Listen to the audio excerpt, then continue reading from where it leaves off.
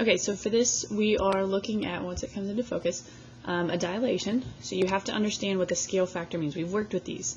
It tells me that we had a triangle, ABC. We had its vertices, and we were dilated by a scale factor of 1/2. So if my original points for A were 1, 1, so this would be 1, 1. That means if we dilate by a factor of 1/2, we multiply by a half. Those new points are 1/2, 1/2. So that's A prime. We had 2.5.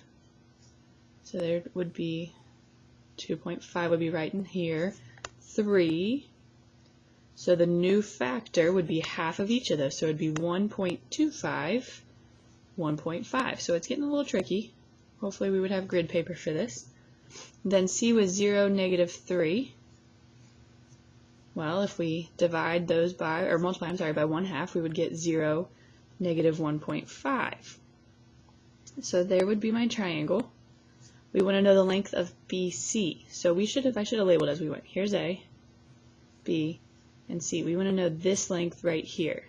So you guys are going to have to use the distance formula, which you're going to learn about if you haven't already. And we're basically, for the distance formula, going to subtract the x's and subtract the y's. So if you have not already gotten to that slide or you're not in that station yet, that's okay. Just follow along for right now. So we knew my x value was 0. My x value here was 1.25 squared. And then my y value was -1.5 minus the y value here, which was 1.5. Then if we plug those in, you do them separately.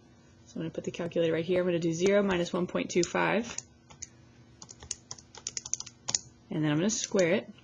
Then I get 1.5625. Then we get 9. If we add those together and we take the square root, gives me a total of 3.25 units. So like I said, if you have not already been to the distance formula station, you will, and you will learn how to do this, but at least get your triangles drawn.